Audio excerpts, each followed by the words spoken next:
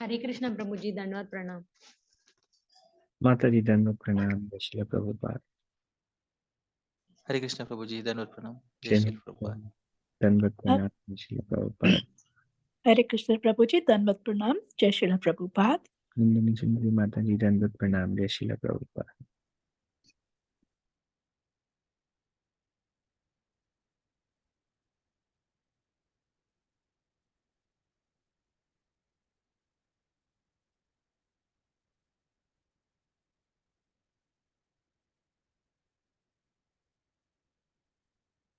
I think we can start when devotees join.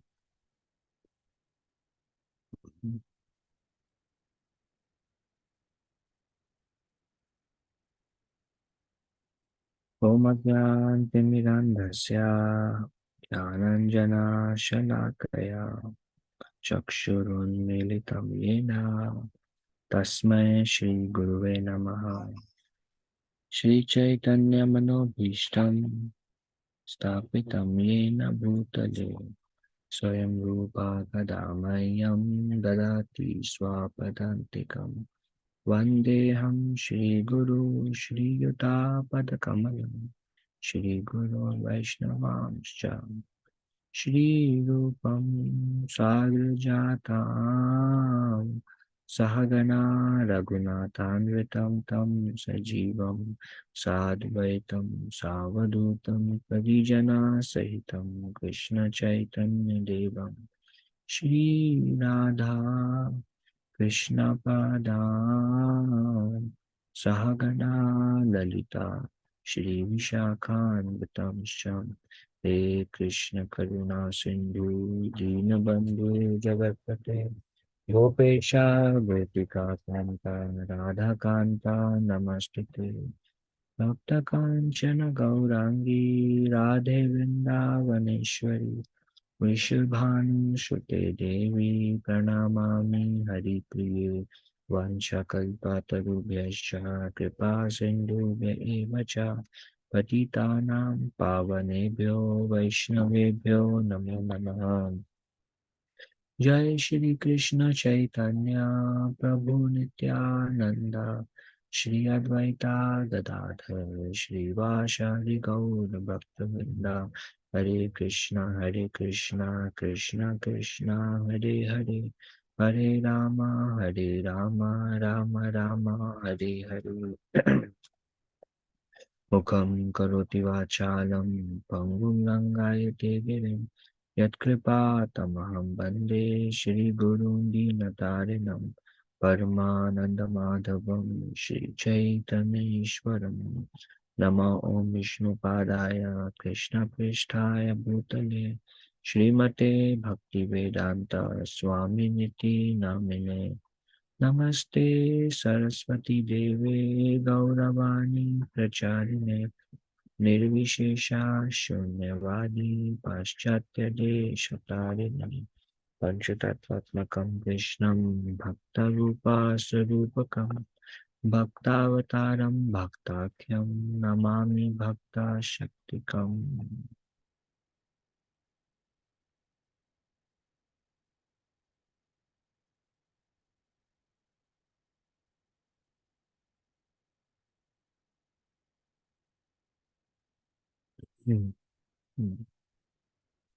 So today we will be covering the 9th chapter of Shrimad Bhagavatam, first canto.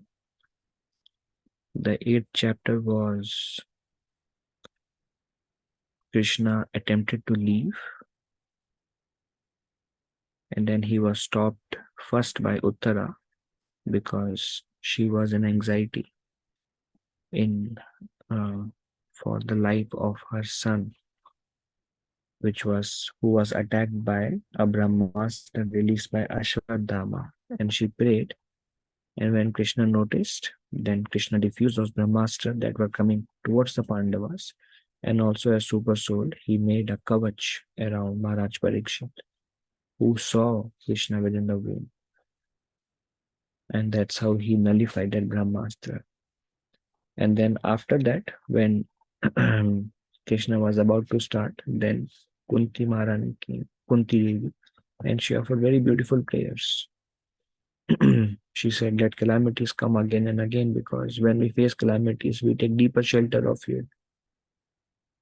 Also, when calamities are there, you are there to protect us. And when no calamities, now Dishya Maharaj is the king, everything is nice, and now you are leaving. And without you, all um, all the entire kingdom and everything is like null and void. And then Kunti Maharani prays, please cut off my attachment to the Vrishnis and to my son Pandus, and let my attachment constantly flow towards you, just like Ganga unobstructedly is always moving in a direction of ocean, and Ganga's goal is only to attain ocean. Likewise, let me have no other fringe attachments in my life, and let my attraction flow only towards you.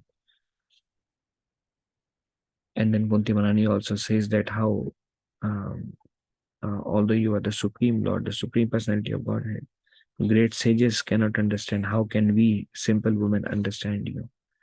And then she further says that your pastimes, Krishnas, are very bewildering. Seems like you are walking as one among us, and seems like you are afraid from the stick of Mother Yashoda. So in various ways, Kunti Devi plays various offers. And then after she stops, then when Krishna was again about to start, then Maharaj Yudhishthira stops Krishna, and he says, my lord, please stay for some more time. And then Krishna, based on the request of Maharaj Yudhishthira, decided to stay. And Maharaj Yudhishthira's condition is described that he was very aggrieved, and he was considering himself to be the cause of um, um, killing so many soldiers on the battlefield, and has accumulated so many sins. Although it was recommended that he perform Ashwamedh Yagya, he performed Ashwamedh Yagya. He performed 3 Ashwamedh Yagya, Bhagavatam says. But he was telling, how can the sin of killing be counteracted by the sin of killing somebody else? How can one killing counteract the sin of another killing? So he just was not willing to be pacified, and he was again and again torturing himself and held himself responsible for the massacre of Mahabharat war. And when he was in that aggrieved state, that's where chapter 8th ends, and now we are beginning with the 9th chapter. This chapter begins with Maharaj Yudhishthira being in an aggrieved condition. And then Krishna, he tells Maharaj Yudhishthira that let us go to Kurukshetra, where Bhishma Dev is still lying. So this is very interesting, because it is said that Mahabharat war happened somewhere in the October-November time frame. And Bhishma Dev, so it seems like few months have passed since the Mahabharat war, and Bhishma Dev was still lying there.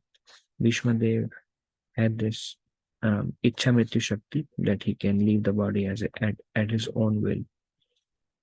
And Bhishma Dev was actually waiting for Krishna. He wanted to leave his body in front of Krishna.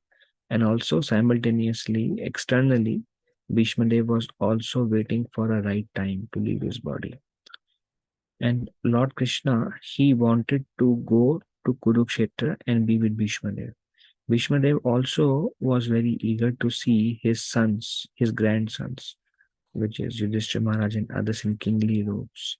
So Krishna, sitting in the heart of all living entities, knew the desire of Bhishma Dev. So he tells Yudhishthira, so Krishna purposefully did not give conviction to Yudhishthira Maharaj that there was no sin and it was a dharma yudh and it was under direction. We were discussing last week how Arjuna had the same doubts, but Krishna could dispel the doubts of Arjuna very easily. But Krishna did not purposefully, as Paramatma and externally speaking himself, he did not dispel the doubts because he wanted Yudhishthira Maharaj to hear from Bhishma Dev. He wanted Bhishma Dev to be used as an instrument. So on the request of Krishna, all the Pandavas, Maharaj Yudhishthira and Arjun, Bhim, Nakul and Sahadev, Vyasadev, they all went to Kurukshetra. When they reached there, Bhishma Dev was lying on his deathbed, on a bed of arrows, because Arjuna pierced the arrows in such a way that there are so many arrows that pierce the body of Bhishma Dev that there is no space to put a finger between the two arrows. So you can imagine how many arrows were there, and all the arrows starting from the head all the way to toe. There is like arrows above his body, arrow below his body, and he's just lying on the bed of arrows. His body was completely pierced. And Yudhishthira Maharaj, he dressed himself in a kingly robes, just like when the king on an elephant comes with the whole praja.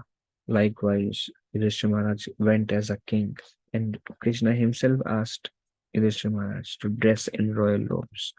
But that was Bhishma Dev's last desire, to see his grandsons. Bhishma Dev loved Arjuna, Yudhishthira Maharaj, and all the five Pandavas, and they loved Bhishma Dev so much. That's why Arjuna was very much unwilling to fight against Bhishma Dev. And Bhishma Dev also would not show his full force towards Pandavas. He would kill the army, but he would not touch the Pandavas.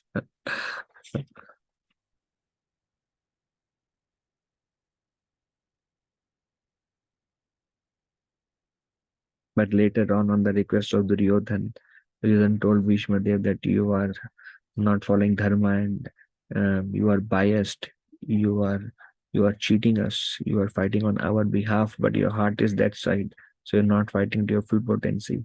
And Bhishma Dev felt bad, and then he fought with Arjuna.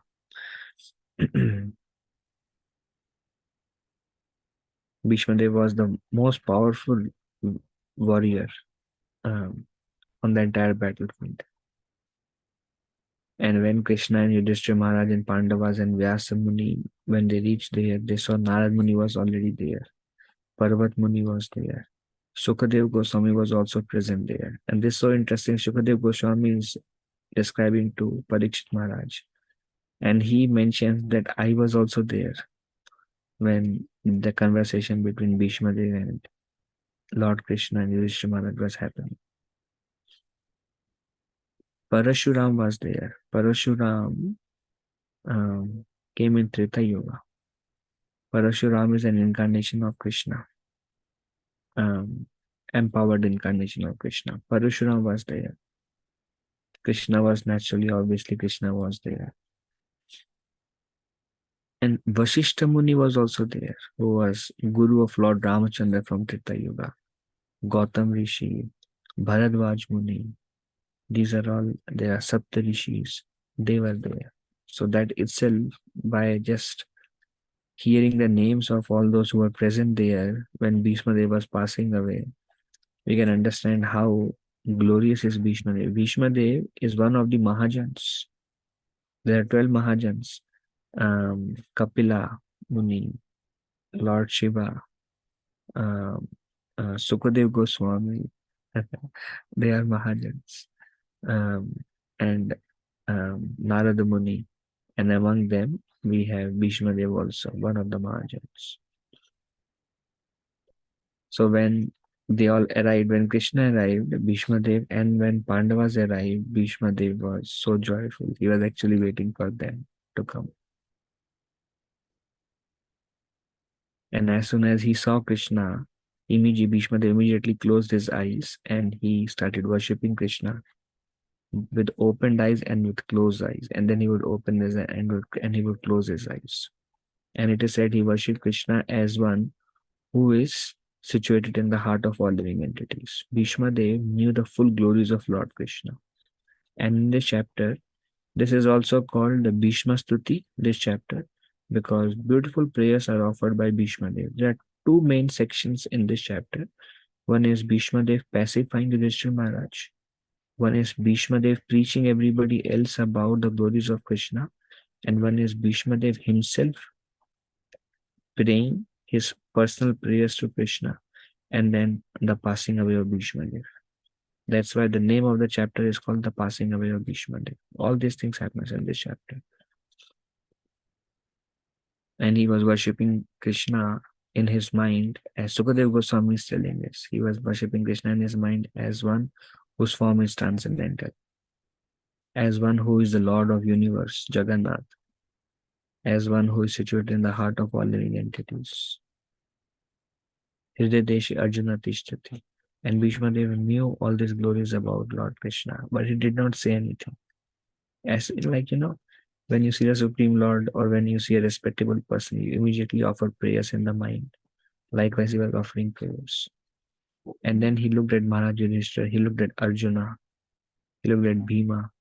And Arjuna was like super dear to Bhishma Dev, along with all the Pandavas. And when he looked at them and their affection for Bhishma Dev affection for them, immediately he started crying.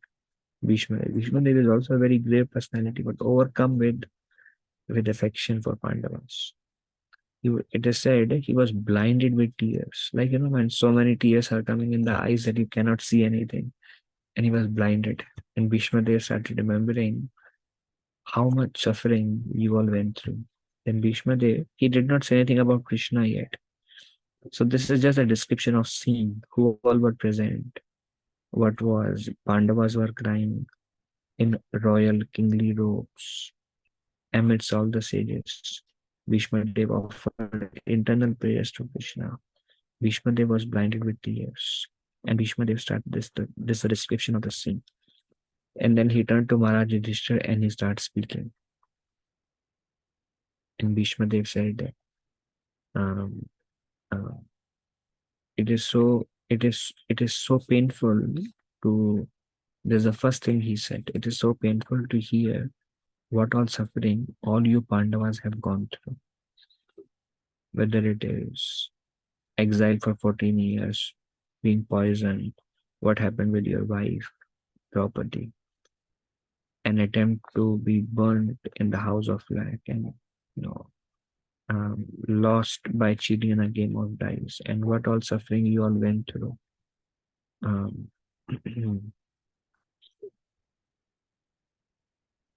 And Bhishma Dev says, yet you all went through all this difficult situation. Nobody going through this difficult situation could have ever survived. But although you all went through such situation, you all are still alive because you were carefully protected by Dharma, by Brahmanas, and by Achyuta. Dharma rakshati rakshata. Dharma protects. If we protect Dharma, Dharma will protect us. But that requires faith. Many times we may break Dharma in order to protect ourselves. Sometimes that also happens. But one should have faith that I must protect Dharma. I must follow Dharma. Sometimes we take shelter of lying, jhoot bolna, to protect ourselves, thinking that or cheating, or in whichever way we somehow try to break Dharma, thinking that this will be in my favor. We always break dharma thinking breaking dharma will be in my favor. But always whenever we break dharma, we go through troubles. Yudhishthira Maharaj and others, they just always followed dharma. And they always were respectful toward the saints. So this is the blessings of sadhus, saints. When they have their blessings on us, we may go through very difficult times and we'll still come out glorious and successful. There are many stories in Bhagavatam. Maharaj Priyavat became completely absorbed in materialistic activities because he took over the role of being the king. But because he had the blessings of Narad Muni and Lord Brahma, he, at the end of his life, again reawakened his original Krishna consciousness, absorbed himself in spiritual activities, perfected his life, and went back home, back to Godhead. Although he was very much distracted by kingly duties. So whenever we have the blessings of saints, sadhus in our life, that will protect us. And Achyuta, Krishna is always on the side of dharma. Wherever dharma is protected, Krishna is there. That's why this yudh is called Dharma Yudh. Duryodhan was trying to protect himself through adharma, protect his kingdom through adharma, but he lost.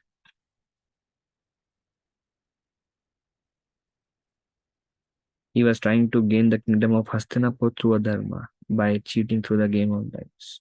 It was everything, Duryodhan, this is like a material consciousness.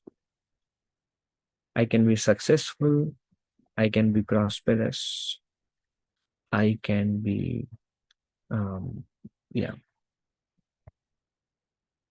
in my own crooked means, I can get what I want. But the loss is always of the people who follow adharma. Krishna himself, Yudhishthira Maharaj always would not give up their dharma, would never cheat. And they apparently suffered, but then Krishna ultimately came and protected them. So dharma rakshati rakshata. You protect, you do the raksha of dharma, dharma will do your raksha. Raksha means protection. So Bhishma Dev says, it is so sad that you all went through so much trouble. Still, you all are still alive. And that is because you were carefully protected by dharma, by brahmanas, and by achyuta.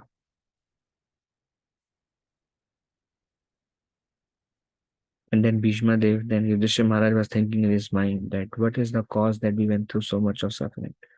And first Bhishma Dev answered that question by saying, it is because of inevitable time. It is just a bad time that you all went through these situations.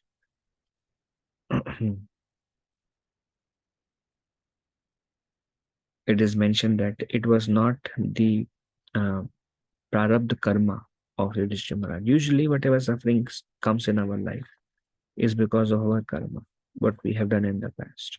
But it was not the case for Maharaj Yudhishthira.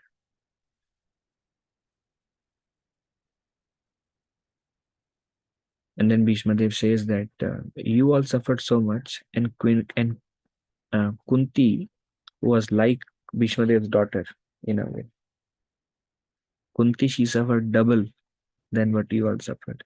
Because when you were small children, she suffered the death of her own husband, Pandit. She had to take care of all of you when you were very, very little children. She had to face all the opposition when she brought all of you. You all started suffering later on when you grew up, but she's suffering since the beginning. Along with like whether it's house of lack or whatever suffering you all went through, or exile, she equally suffered along with you, but she suffered a lot more before also. So see how much suffering she went through. And he says all this can be attributed to the time, inevitable time. It was just, but it is not karma, it is just the time factor. Bhishma Dev gives an example, just like the clouds are helpless in front of the winds. When there is wind, wind can move the cloud here, can move it there, can move, and the clouds are helpless. They have no base, they're hanging in the sky, and wind just drags them here and there. Likewise, time is just dragging you here and there, and you have no control. You are helpless In a way, we are all helpless living entities, no control. The time is just playing with us, whichever role time wants to play. But this reasoning for Maharaj Yudhishthira is not applicable to us. For us, it's always karma. And then what is this inevitable time? Bhishma Dev explained. The inevitable time is actually the plan of Krishna. Everything is acting by Krishna's plan, but nobody can understand the plan of Krishna other than Krishna himself. Because Krishna also says that time is also working under his direction. So whatever happened is what Krishna wanted.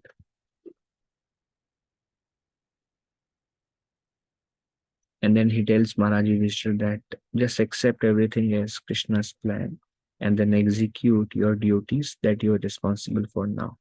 This was, Yudhishthira Maharaj was not able to, he was like, he's like taking the blame of all the people killed by me, and Yudhishthira Maharaj and Bhishma Dev is telling, whatever suffering you all went through or others are went through, accept everything as plan of Krishna. Don't think yourself as the cause of the Mahabharata. Accept it as plan of Krishna and execute your duties. And his duty now is rule over the kingdom. And then after giving these instructions to Yudhishthira Maharaj, so this is a small section, the second section, which speaks about Bhishma Dev saying that whatever happens in our life is Krishna's plan, and whatever happens in their life is Krishna's plan.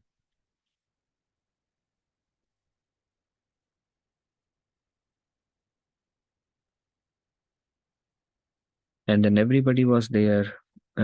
We discussed Narad Muni, Parvat Muni, Bharadwaj Muni, Vashishta Muni, Parashuram, Lord Parashuram, and what's his name? Kashyap Muni, and all these great sages were there. And amidst all of them, Bhishma Dev started glorifying Krishna. There is a verse, Bhishma Dev says, Esha vai Bhagavan Sakshat Adyo Narayana Puman Mohayan Mayaya Lokam Gurascharati Vishnishu. So Bhishma Dev glorifies Krishna and he says, Esha vai Bhagavan Sakshat. All of you, please listen. He says, he's pointing towards Krishna. He says, Esha vai, the person who is sitting in front of you. He says, this is Sakshat Bhagavan. Adyo Narayana Puman. Adya means he's Adi Narayan. Adi Narayan, he's the original Narayan.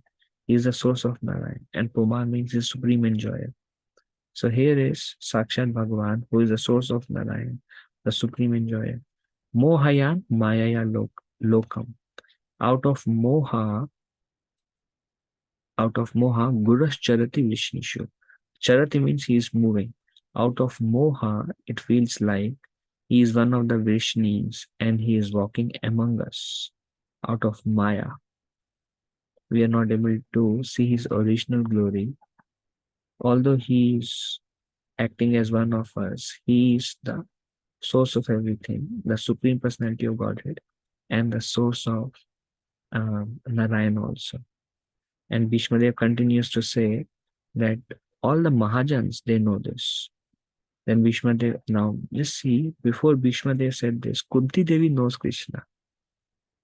She says, you are being searched by great rishis and sages, and still they are not able to get hold of you or find you, or even remember you in a focused way. How can we simple women understand you? How can we understand your pastimes, which are very bewildering to us? So Kunti knows that who Krishna is. And here in the next chapter itself, it shows that Bhishma Dev also knows. And Bhishma Dev says, Narada is there, Narad knows. Vyasadeva is there, Vyasadeva knows. And then not all the sages, because there are different kinds of sages. When Sukadev Goswami spoke Shrimad Bhagavatam, along with Maharaj Parikshit, so many sages were there. Not everybody was a pure devotee of Krishna. Not everyone, some are yogis, like mystical yogi. Different type of people were there. So even in the time of death, Bhishma Dev is taking this opportunity to glorify Krishna and teach everybody about the glories of Krishna. So and Bhishma Dev is telling, he is Adi, Adya, Adyo Narayana Puman. Adi means like, like we say, the original beginning. So Adi of Narayan, Adi of Narayan Puman, this personality. And then Bhishma Dev is like, so many people, and he's on deathbed, on the arrows of bed, and he's telling, Vyasa knows, Narad Muni knows, Lord Shiva also knows, Lord Kapila knows. Kapila Muni was also there. Lord Kapila knows. So Bhishma Dev is pointing towards them and he is telling that, I'm not the only one. See, and Prabhupada would say, we are presenting Krishna as God. We are not presenting God whimsically. All the great authorities have accepted it. And same approach we see when Arjuna says, he says, I have heard from Vyasadeva that you are the Supreme Personality of Godhead. Asita has told me, Devala Muni has told me, I've heard from many, and now you yourself are declaring, and you yourself are showing in the 10th chapter of Bhagavad Gita. Arjuna says, so I accept you as Supreme Personality of Godhead. So Bhishma Dev says, they all know. Then Bhishma Dev says, we all know he is Supreme Personality of Godhead. Still, we cannot understand his intention. We understand him, who he is, but we cannot understand what he does, when he does, and why he does. Krishna is described as completely independent. Abhigya Swarat. Completely independent. Nobody can question him, nobody understand him. And Bhishma Devi is simply telling, well, this is Krishna's plan. Bhishma Devi is just telling you, nobody can understand Krishna. Even all of us who are Mahajans. But only Mahajans are the one who knows. Then Bhishma Dev says, out of ignorance, someone may think that he's a well-wisher, or he's my cousin, or he's a messenger. Krishna went as a Duti. Duti is a messenger. He went as a messenger for peacemaker to Duryodhan. Let's not have the fight. So don't think he's a messenger, or he's a cousin, or he's a Vrishni, or he's a Yadava, or he's a friend, or he's a counselor, because whatever problems they would face, they would go to Krishna. Krishna, what do you recommend? Don't think he is one of these roles. He is Adya Narayan. So this also shows that Bhishma Dev. This is also very interesting.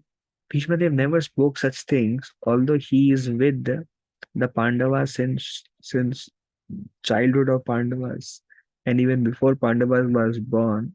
He was also the counselor for Dhritarashtra and for the whole kingdom. But it is also said that one of the quality of pure devotees, he is very grave. Grave means what is inside the pure devotee and what they speak don't. You cannot understand by seeing a personality what is inside the personality. That is grave. Um, mm, so Bhishma Dev is very grave. Krishna is very grave. He is acting like, but nobody knows who he is.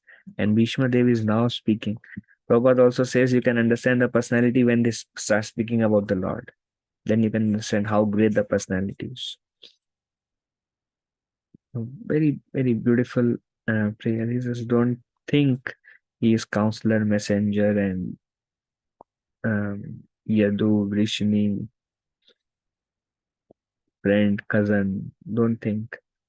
And then Bhishma Dev says he is actually present in the heart of all living entities. He is a Lord of the universe. His form is completely transcendental. And he is not biased towards Pandavas or Kauravas. He is Samadarshina.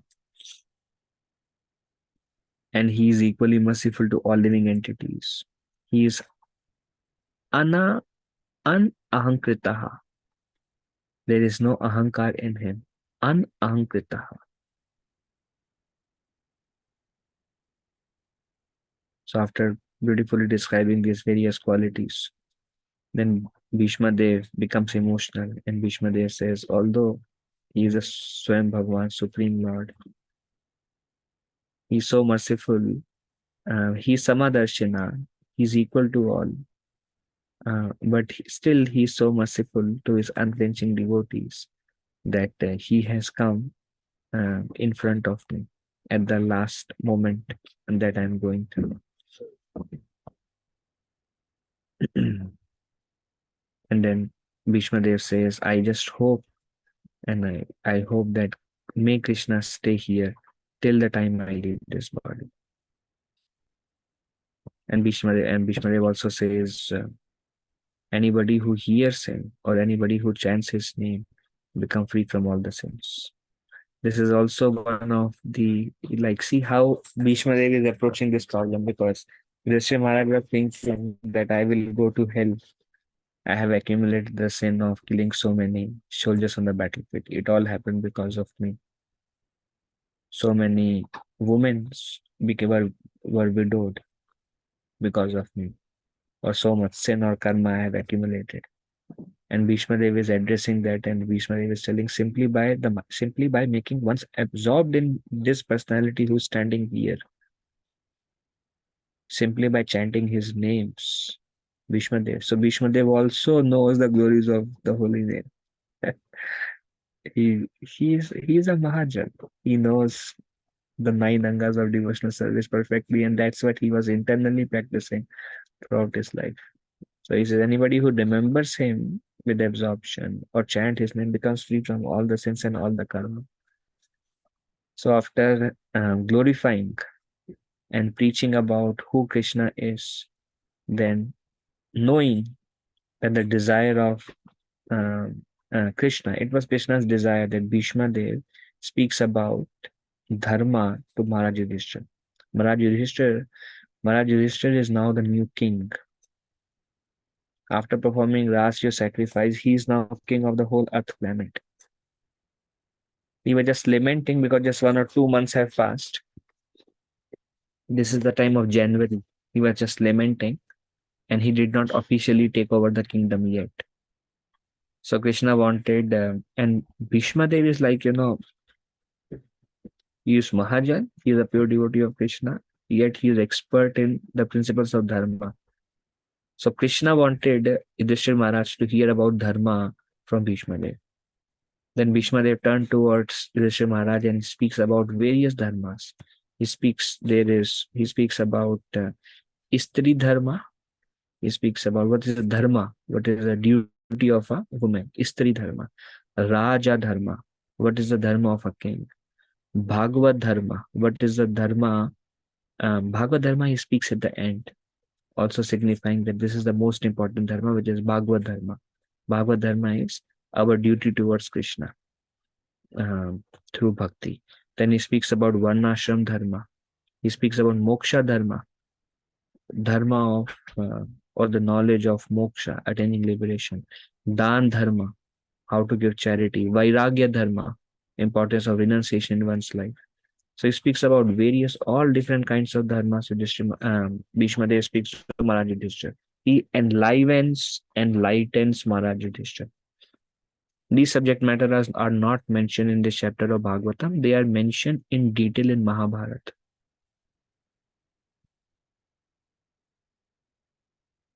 There are many, many chapters about conversation of in front of Krishna, Bhishma Dev, speaking about dharma to Maharaj Yudhishthira. And then as he was speaking about everything, and Yudhishthira Maharaj asked many questions, Bhishma Dev answered. Yudhishthira Maharaj asked questions, Bhishma Dev answered. And this went on for days. And all the sages were listening and getting absorbed. And when it was happening, the time of Uttarayana came. Uttar means north.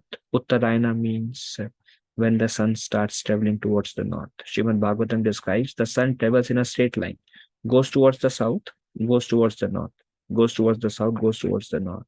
That's the movement of the sun. Sun god is on a chariot, and there is a chariot driver. About him also many things are mentioned in Bhagavatam. And he takes the sun in the straight line. So when he goes toward the furthest end to the south, then it is winters. And then when sun starts coming towards the north, again, it's a beginning of summer. This day is also called Mahasankranti. Sankranti, which is I think January 14th or somewhere. That's the time when sun starts moving towards the north. And it's a beginning. There is, in India especially, it's cold till mid of January, and then by February, slowly, start becoming more. And Makar Sankranti, it starts becoming more and more warmer. So as Bhishma Dev was speaking these instructions to Maharaj Yudhishthir, Uttarayana arrived. And Bhishma Dev understood this is the time because he has Ichha Mrityu Shakti. Now he wants to leave the body. So he stopped all the conversation that he was speaking to Maharaj Yudhishthir, and he says, now let me withdraw. Bhishma Dev said, this is relatively towards the end of the chapter. Bhishma Dev says, now let me withdraw my focus from all the various subject matters that we were discussing. And now I desire that my mind fixed only on Lord Krishna. Withdrew his senses from all the external activities and engagements. And there are various prayers by Bhishma Dev, and he just this now the next section, which is the second last section of this chapter, describes the various thoughts of Bhishma Dev becoming absorbed in Krishna. He says, Bhishma Dev says, now let me invest my thinking, feeling, and willing onto Lord Krishna, onto the all-powerful, onto Lord Krishna, who is the leader of devotees.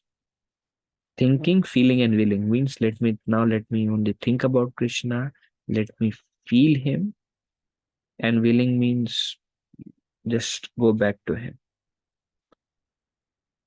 and nothing else. Let this be my only focus. And then Bhishma Dev starts beautiful prayers. He says, let my mind be attached to Vijay Shakha. Vijay Shakha is another name for Krishna. Let my mind be attached to him. Then Bhishma Dev just closes his eyes and he says, let my mind be attached to him, whose complexion is like a tamal tree. Tamal tree is like dark complexion. Whose garments glitter in the sunshine.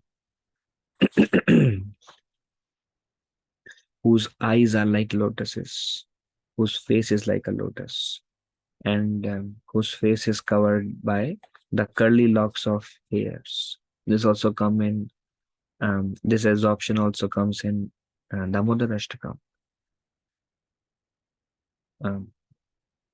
Atyanta Nila Vritam Kuntala Snigdha Raktasha Gopya. Kuntala means the curly lock of hairs.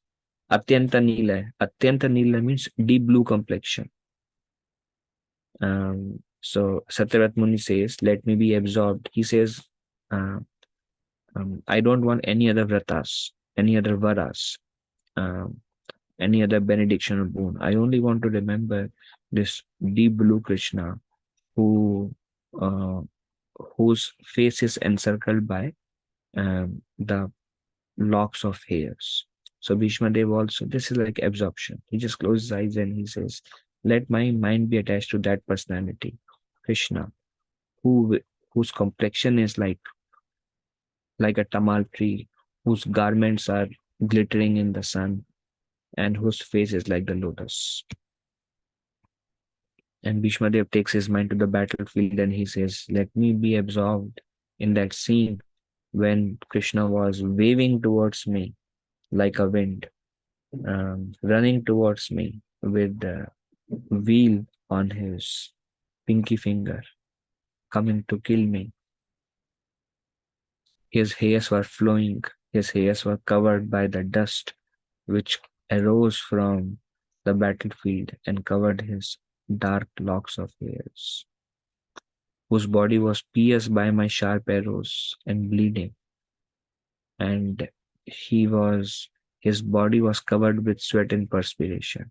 Let that form. There is also a picture and devotees draw in ISKCON where Krishna is running and his hairs are like, because he's running in the wind, they are flowing, his hairs, and his body is pierced and he's sweating. So Bhishma Dev says, first he meditates on just the ideal form of Krishna, form like tamal tree, and then his form of running in the battlefield. Let my mind be absorbed in him. Let my mind be absorbed by, let my mind go to battlefield. Let my mind be absorbed in him who merely by glancing at everybody. So Bhishmadev says, when um, Arjuna asked Krishna, please take my chariot in the middle of the battlefield. And Krishna took Arjuna's chariot in the middle. And Arjuna looked at everybody and Krishna also looked at everybody. And just by glancing at everybody, Krishna shortened the lifespan of everyone. And Krishna decided their death. So this only the Supreme Personality of Godhead can do that. By his glance, he can prolong somebody's life. By his glance, he can shorten somebody's life, because it was adharma. So Krishna wanted to establish dharma. So Krishna decided, everybody who is supporting adharma, let them be killed, and that's it. Let me be attached to that personality. Let me be attached to the charan.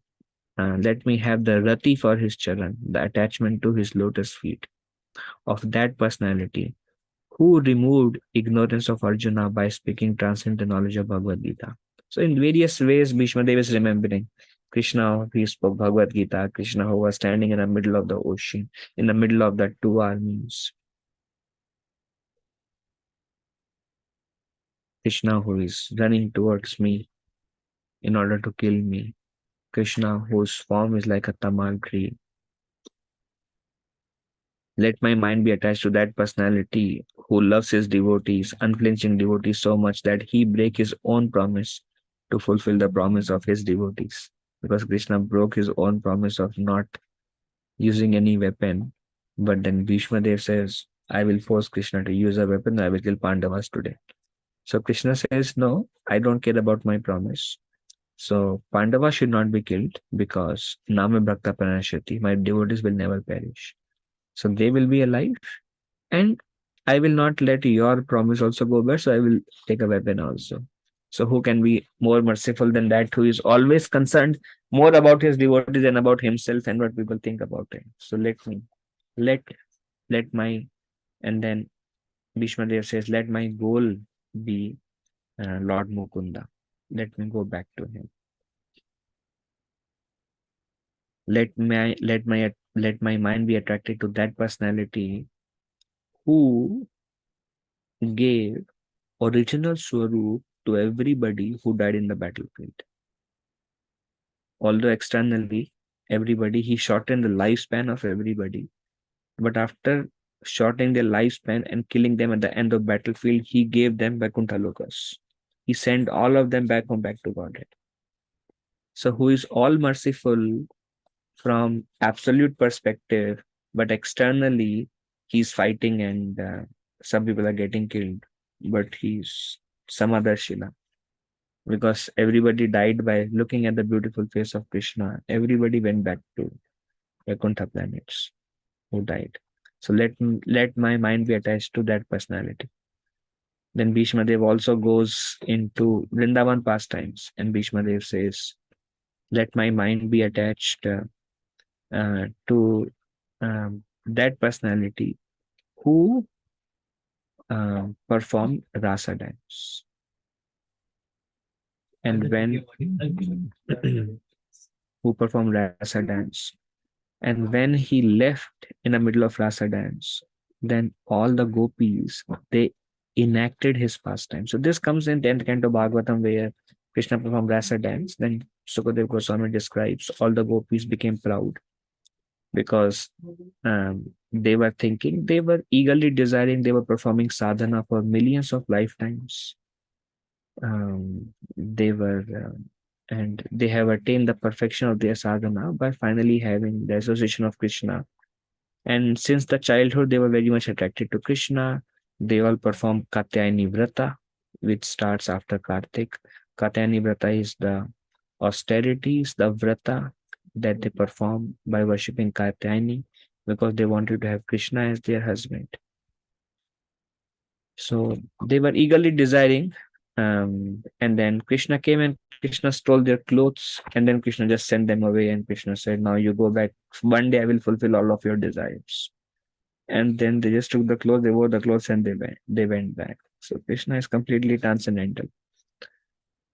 Prabhupada says the reason Krishna stole the clothes is just to reciprocate that, okay, I have accepted you, and your vrata is now accepted, because Prabhupada says only a husband can take the clothes of the wife, and he took the clothes just to say that I have accepted. Someday I'll fulfill your desires, now you go back. And after 2 years, Krishna called them for a rasa dance, because it is said that one glance of Krishna's beauty uplift the shyness from the hearts of gopis, which is like a mountain.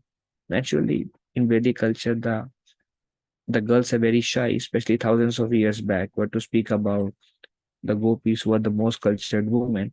But Krishna's beauty, one glance of Krishna would uplift the mountain of shyness by looking at Krishna. And finally, after all the vratas and tapas and sadhanas of so many lifetimes, when they finally got the association of Krishna, they felt like we are the most fortunate that Krishna is with us. And they felt like Krishna is only with us, and they felt the feeling of pride that, Krishna is attracted to us, they felt. And then Krishna left. And when Krishna disappeared, they went into the ocean of lamentation.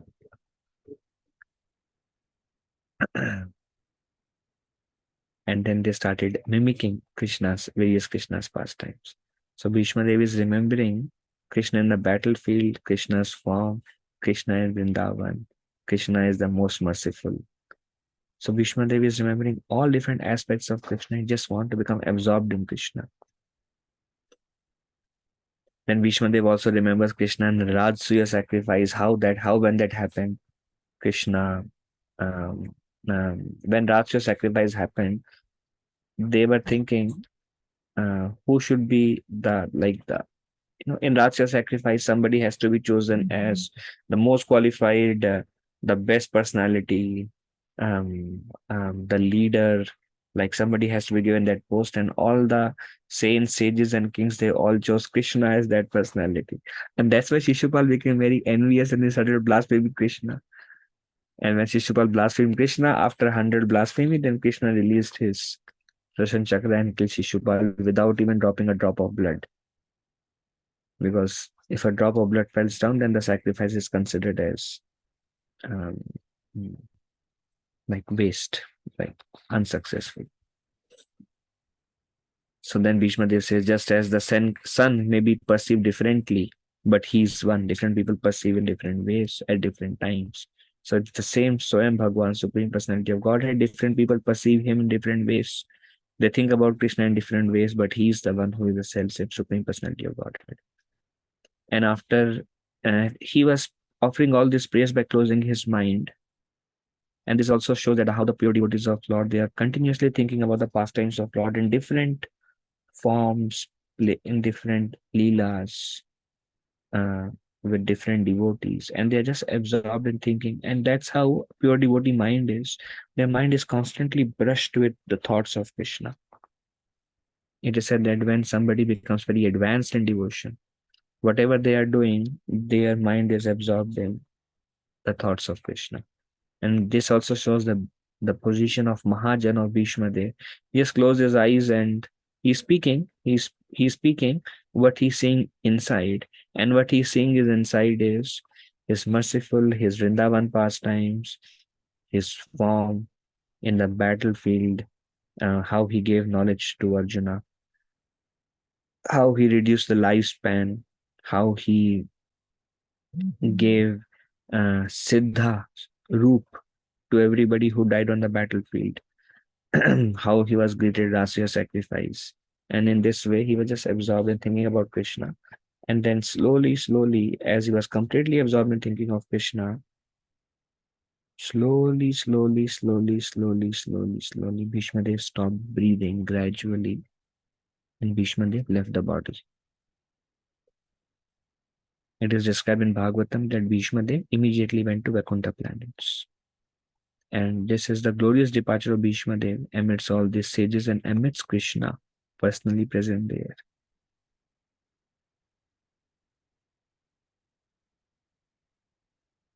And when Bhishma Dev left the body, everybody was silent. The example given, just like birds in the evening, they're always silent. They're totally silent. So it's like nobody spoke anything. Then Bhishma Dev was such a glorious personality. The demigods. Bhishma Dev also went and stayed for many years in heavenly planet. He was the son of Ganga, who would live in the heavenly planets. So the residents from heavenly planet, they came and they showered flowers on the body of Bhishma Dev. And the Gandharvas and other, they started glorifying Bhishma Dev. They started playing the kettle drums. Even the people who were standing there, not the sages, but it was so many people who were there. Bhishma Dev was passing away. The men and demigods were playing kettle drums as a glorious passing away. The flowers were showered from the sky. Then Yudhishthira Maharaj performed the last rites, being the eldest son.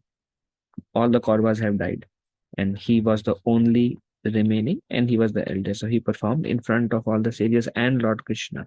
He performed the last rites of Bhishma Dev. And all Narad Muni, Parvat Muni, Vyasa Muni, Bharadwaj, Vasishta Muni, and Kashyap Muni, and all these sages who were there, including Pandavas and Maharaj Yudhishthira, they all glorified and worshipped Krishna with the sacred mantras from the Vedic hymns. And after glorifying and worshipping Krishna, they all took Krishna in their heart and they departed.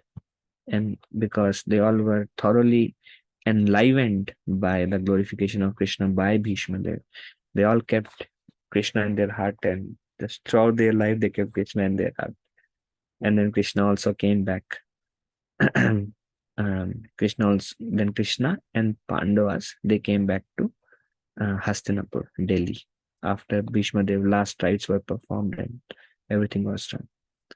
Then Yudhishthira Maharaj, this chapter ends with Yudhishthira Maharaj taking permission from Krishna, and he took permission from Dhritarashtra also, because he was originally, before, he was acting as a king, and then he took the position of being the king of the earth planet, and he started ruling. And with that, we come to the end of the 9th chapter of the first canto, which is the glorious passing away of Bhishma Dev. And Bhishma Dev passing away in Chaitanya Charitamrita is also compared to the passing away of Haridas Thakur, because Haridas Thakur was the only one who passed before Mahaprabhu's departure. Everybody else departed after Lord Chaitanya. Haridas Thakur went and joined in Krishna's pastimes eternally. He left the world by seeing the beautiful face of Sri Chaitanya Mahaprabhu, holding the feet of Lord Chaitanya on his heart. And he also left the body at his own free will. He just said to Lord Chaitanya, I cannot witness. I know you are going to end your earthly pastimes very soon. I cannot bear seeing you leaving the earthly planet. Chaitanya Mahaprabhu says, Haridas, what are you saying? You are the only happiness that I have. You are my only happiness on this planet. Haridas Thakur says, my Lord, please don't cheat me in this way. There are unlimited ants. I am just like an ant. In front of you have unlimited devotees. And in front of all of those glorious devotees, I am just an ant. If an ant leaves, what is the loss? Among so many ants, one ant dies, what is the loss? So please don't cheat me by making me feel any important. I am insignificant, servant of yours. But I cannot be seeing separation from you. Please let me leave this body in your presence. Then Lord Chaitanya Mahaprabhu went to him, to Siddha Bakula. Along with all this, there is a place in Siddha Bakula where Haridas Thakur used to live. Then next day morning, Mahaprabhu, after worshipping Jagannath, he brought all the devotees with him, Ramananda Roy, Swarup Damodar, prominent, and all the other Paramananda Puri, and all the other prominent devotees. Then Mahaprabhu asked all the devotees to start performing Sankirtan. And amidst when all of them were performing Sankirtan, first Haridas Thakur took the dust from the feet of all the Vaishnavas. And as they were performing Sankirtan, Haridas Thakur gradually took the feet of Lord Chaitanya, put on his heart, and while gazing at the beautiful face of Sri Chaitanya Mahaprabhu, Haridas Thakur gradually stopped breathing. And Mahaprabhu himself performed the last rites of Haridas Thakur.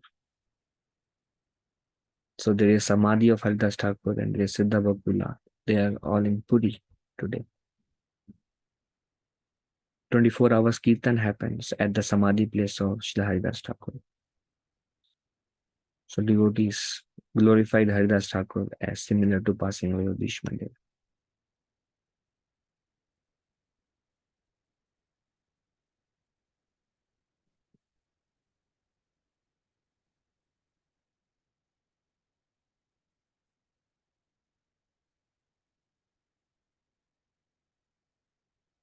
Okay.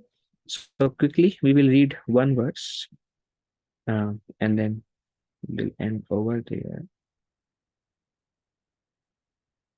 Okay. So this is one verse from glorious passing away of Bhishma Dev. Bhaktya mano yasmin vacha yannama kirtayan tyajan kalevaram yogi muchyate kama karma bhi. The Supreme Personality of Godhead who appears in the mind of the devotee by attentive devotion and meditation and by chanting of the holy name releases the devotee from the bondage of fruitive activities at the time of his quitting the material body. This is one of the initial instruction Bhishma Dev said to Maharaj Yudhishthira, that by remembering him, attentive devotion, meditation, and by chanting his holy name, one is released from all kind of karma and sin. Purport: Yoga means concentration of the mind detached from all other subject matter. What is yoga? Yoga means to fix the mind. The mind naturally have a tendency to focus on so many things, but the yoga means concentration of the mind detached from all subject matter. A yogi and a bhogi. A bhogi is distracted by many sources of sense gratification. A yogi is detached from every subject matter and can focus the mind on Krishna. And actually such concentration is samadhi. And 100% engagement in the service of the Lord. That is samadhi. And one who concentrates his attention in that manner is called a yogi.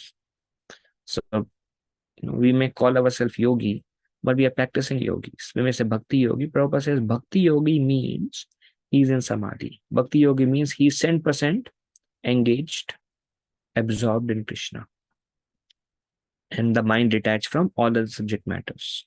Such a yogi, devotee of the Lord, engages himself 24 hours daily in the service of the Lord, so that his whole attention is engrossed with the thoughts of the Lord in ninefold devotional service, namely hearing, chanting, remembering, worshipping, praying, becoming a voluntary servant, carrying out orders, establishing a friendly relationship, or offering all that one may possess in the service of the Lord. So who is a yogi? Not necessarily you have to chant 24 hours or hear 24 hours or read 24 hours or remember 24 hours, but one who is constantly engaged in one of the 9 forms of devotional service. Either you are serving the Lord, carrying the instructions of Guru or Krishna, somebody, senior devotees ask you to take up some service and you are doing that. You are engaged there. Or whatever you are doing, you are offering it 100%. Other than maintenance and other things, you are using everything in the service of Krishna some way or the other, in present, past, or future.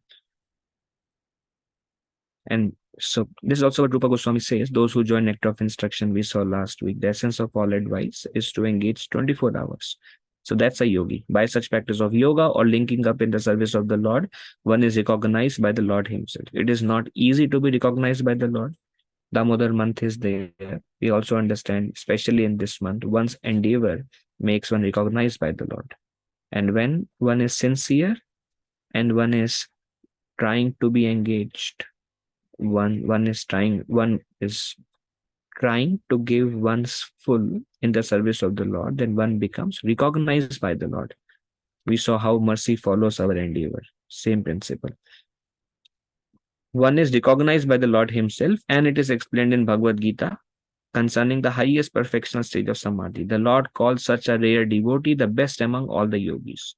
Such a perfect yogi is enabled by the divine grace of the Lord to concentrate his mind upon the Lord with a perfect state of consciousness. And thus, by chanting his holy name before quitting the body, the yogi is at once transferred by the internal energy of the Lord to one of the eternal planets where there is no question of material life and its concomitant factors. So this is possible only by the grace of the Lord. Only by the grace of the Lord can the mind be focused on the Lord. Our progress is dependent completely on the grace of the Lord. And the grace is attracted by our service attitude. Tesha satata yuktanam bhajatam priti purvakam dadami buddhi yogam tam yena mamupayanti te. To those who are constantly engaged in serving the Lord with love, I give them the intelligence by which they can come to me. We cannot remember Krishna simply by our desire. We can remember Krishna by the grace of Krishna. When Krishna sanctions, our mind will be pulled towards Krishna. When Krishna does not sanction, by our utmost effort, Krishna will elude from our mind and we cannot capture him. In material existence, a living being has to endure the material conditions of threefold miseries, life after life, according to his fruitive work. Such material life is produced by material desires only. When we have material desires, then we work towards those material desires. Working towards material desire is called material life. And when we have material desires and we are working towards those material desires, it's a material life. And when we are living a material life, then we will endure threefold miseries. Threefold miseries is misery caused by our own body and mind. Misery is caused by other living entities, by natural calamity. They all will torture us. Devotional service to the Lord does not kill the natural desires of the living entity, but they are applied in the right cause of devotional service. Desires are there, attachment is there. But then if that attachment can be directed towards Krishna, if the desires can be directed towards Krishna, Prabhupada says we cannot become desireless, but this direct them towards Krishna somehow or other. This qualifies the desire to be transferred to the spiritual sky. If we can keep Krishna in the center, direct all our desires towards Krishna, sincerely engage ourselves in the ninefold process of devotional service, we will be attracted by Krishna's glance. Krishna's grace will fall upon us. When Krishna's grace comes to us, we will be able to absorb our mind in Krishna. And once we are absorbed our mind in Krishna, then at the time of death, by the mercy of Krishna, we will be able to chant his holy name, remember him, and thus go back to him. And once we go back to him, there is no material life there. There is no threefold miseries there. General Bhishma Dev is referring to a particular type of yoga called Bhakti Yoga. And he was fortunate enough to have the Lord directly in his presence before he quitted his material body. He therefore desired that the Lord stay before his view in the following verses. So that's all for today. If there are any discussions, we can have now. Any questions?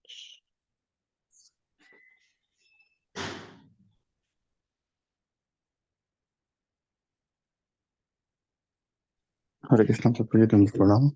Jai Shri Prabhupada. Prabhuji, I have one doubt, Prabhuji. Regarding Mahajans, I just don't understand what are the qualities of the Mahajans, so that we call them Mahajan, like we have as a 12 Mahajans. So just want to understand that significant word and then the attributes of Mahajan, why we call them Mahajan, those personalities. Well, Prabhu, one way to see them as Mahajans as basically pure devotees, self-realized souls, greatest personalities who knows the conclusion of, who actually understand the conclusion of scriptures, knows the reality of bhakti.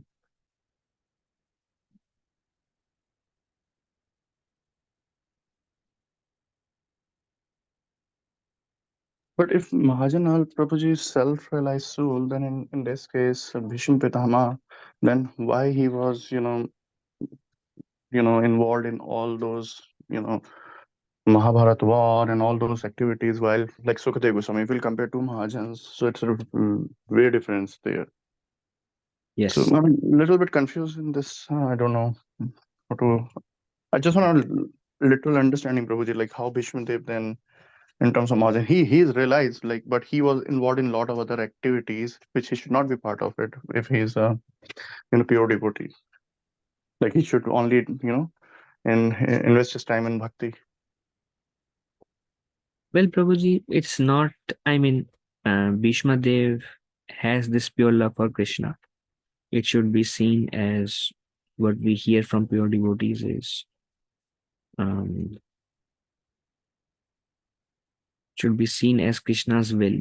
Krishna shows through the example of his own pure devotees, and Krishna showed through Bhishma Dev how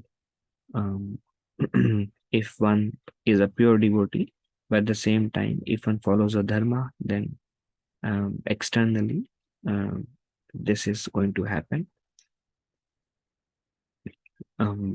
He was, Yudhishthira Maharaj was a pure devotee of Krishna. Bhishma Dev was pure devotee of Krishna. Bhishma Dev was attached to his vows.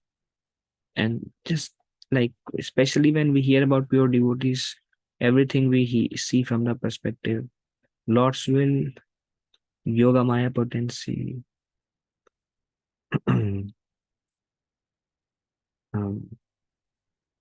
but we never see them as, because see now, if you see when he was on his deathbed, what is inside him is coming out. His understanding of Krishna, bhakti, to be able to fully absorb in Krishna. So this is visible.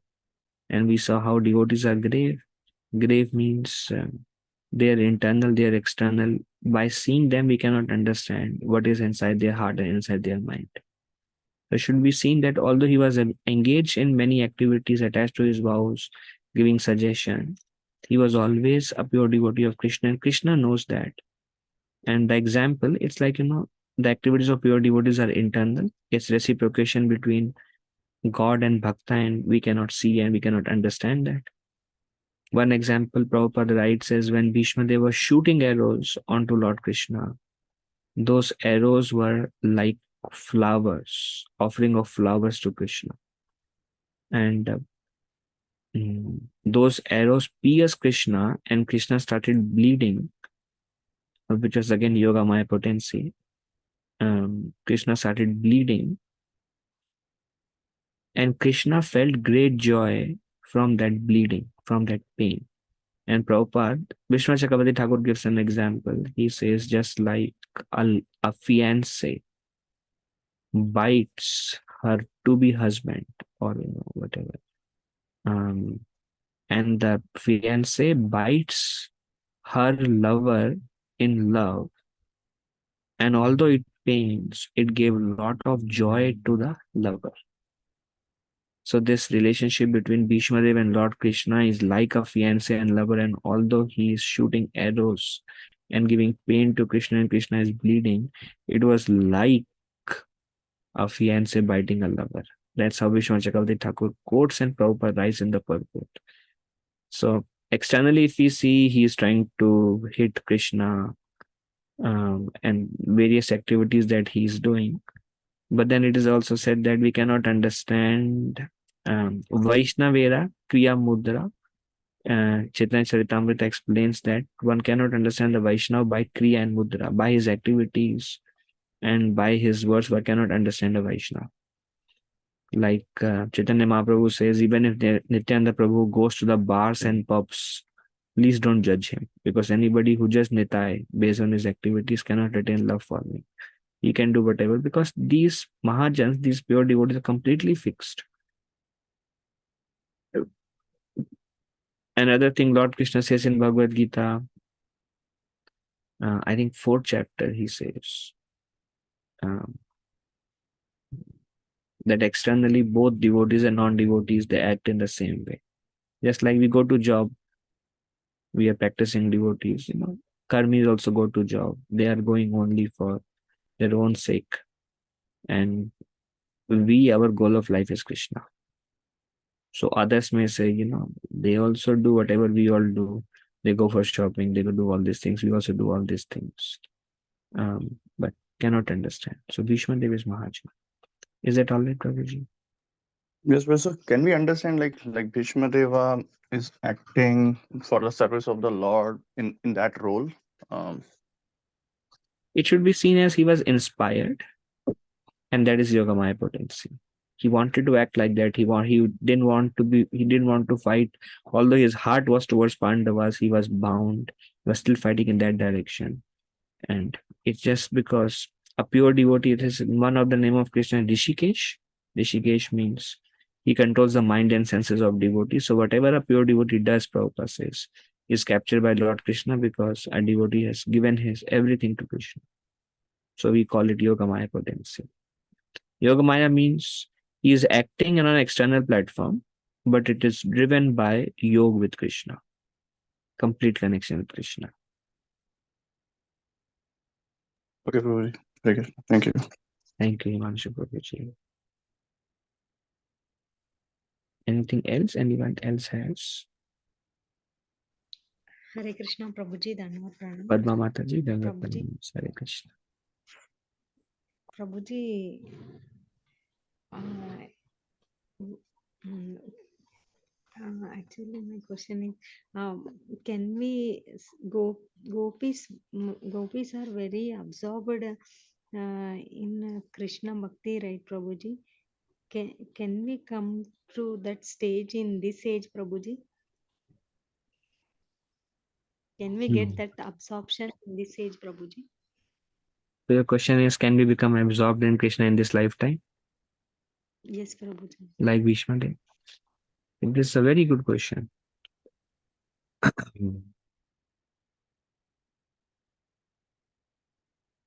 Now, theoretical answer, yes.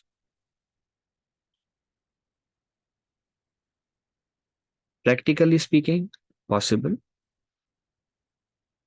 Very difficult. The honest answer is very difficult.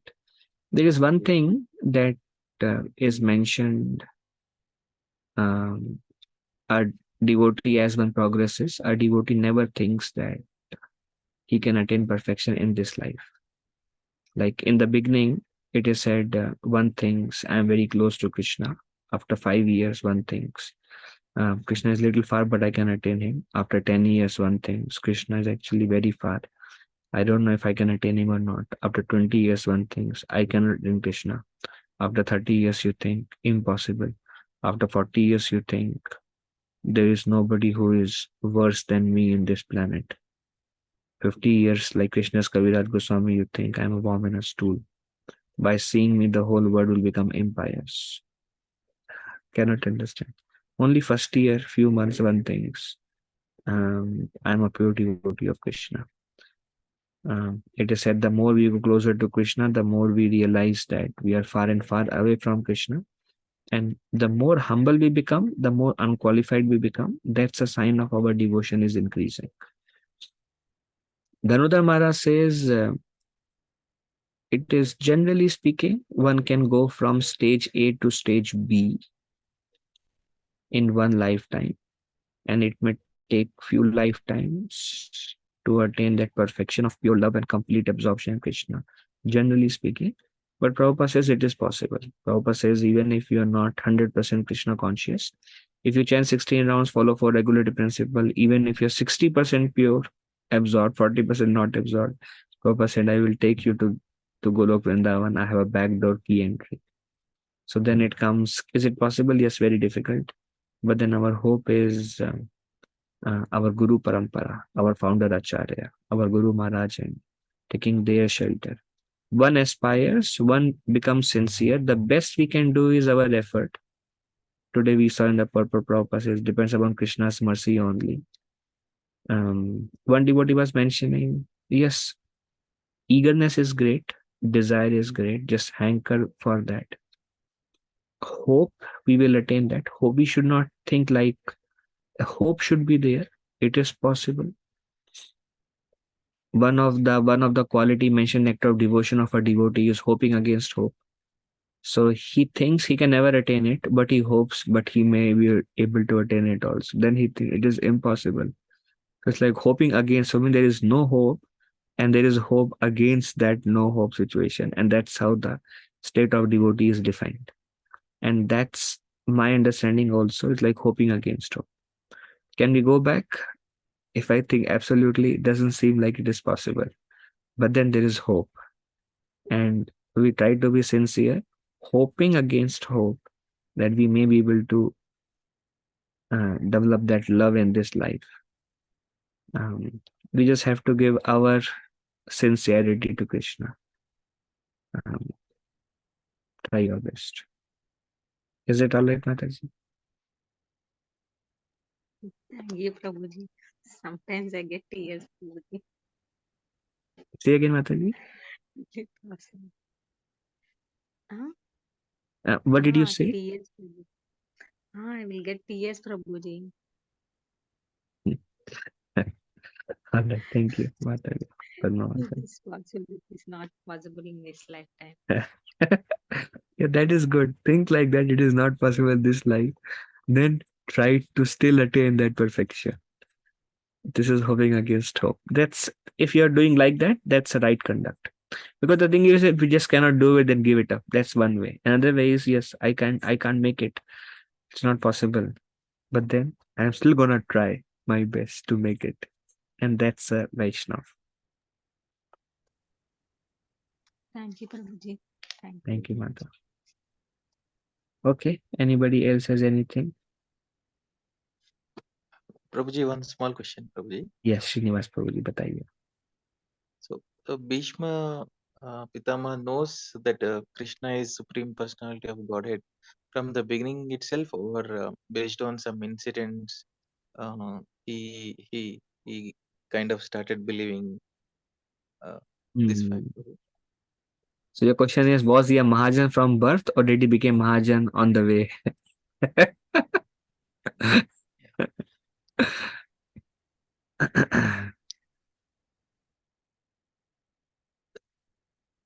Honestly speaking, I cannot answer this question at this point of time, Prabhuji. Because the reason I'm saying this is like Bali Maharaj. He was not a Mahajan, but then he perfected his life when he surrendered everything to Vaman Dev. And he told Vaman Dev, put your last step on my head. Then when we completely surrendered Atmanivedanam, then he became a Mahajan, a pure devotee of the Lord. He surrendered himself. So there are cases where one can become a Mahajan or one is always a Mahajan. Like Narad Muni is a Mahajan, but in his previous life he was a Gandharva and then he got, we saw in our Bhagavatam discussion, associated Bhakti Vedantas, and now he became Mahajan. Sukhadev Goswami is always a Mahajan.